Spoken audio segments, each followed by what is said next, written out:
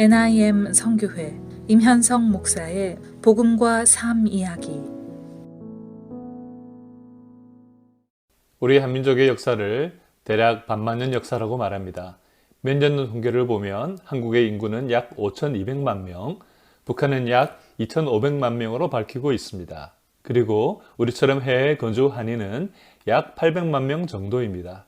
그래서 한반도를 포함해 전체 한민족의 수는 약 8,500만 명 정도가 됩니다.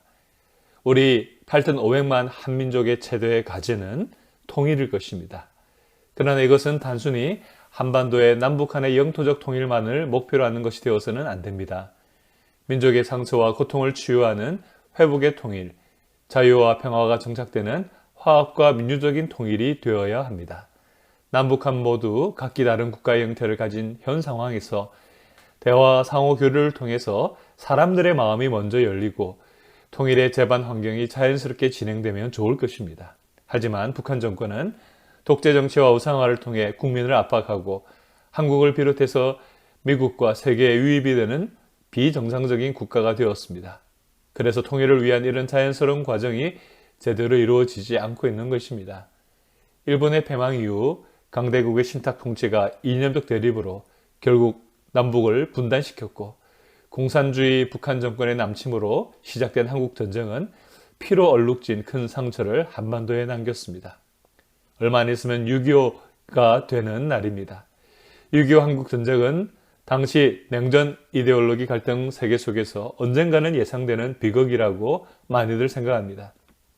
하지만 우리 한민족 안에 남겨진 커다란 상처의 흉터는 아직도 아물지 못한 채 서로를 여전히 고통스럽게 만들고 있습니다.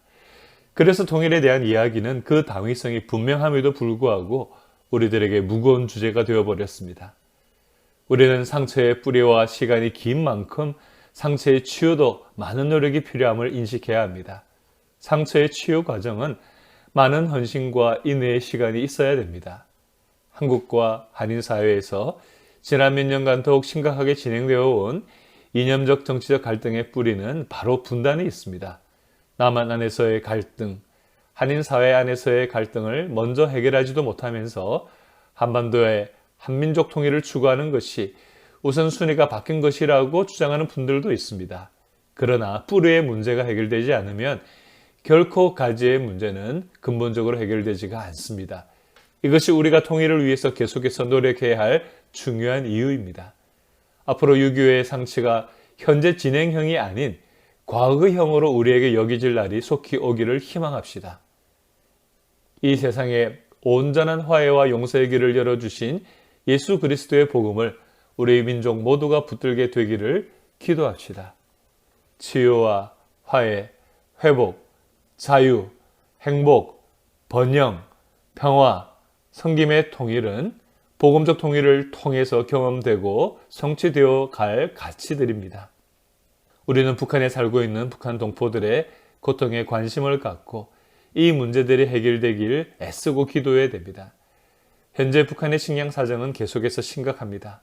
최근에 열렸던 북한 당 중앙위원회 전원회의에서는 상반기 계획 집행과 대책, 동사에 총집중하는 것과 비상방역 장교에 대한 대비, 국제정세에 대한 분석과 대응 방향 등이 안건으로 상정되었다고 합니다.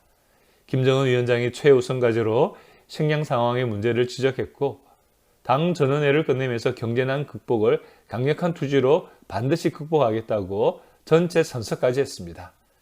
그나마 다행인 것은 김정은의 언급과 더불어서 최근 평양과 각 지역의 주요 기업소를 대상으로 배급을 실시하면서 급등하던 북한 내의 쌀 가격이 하락하면서 어느 정도 안정을 찾고 있다는 것입니다.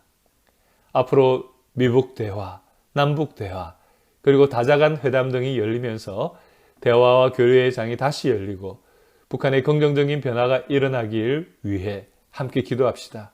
북한 동포들의 고통이 속히 종식되고 복음 안의 회복과 자유를 누리도록 기도합시다. 복음적 평화 통일을 위한 일꾼들을 세워주시고 현재 지도자들과 사역자들에게 성령님의 지혜와 능력을 부어주시도록 기도합시다. 우리의 기도를 들으시고 하나님께서 상처가 치유되고 영광의 날을 우리 민족에게 주시기를 함께 소망하며 기도하기를 원합니다. 지금까지 NIM 선교회 임현성 목사의 복음과 삶 이야기였습니다.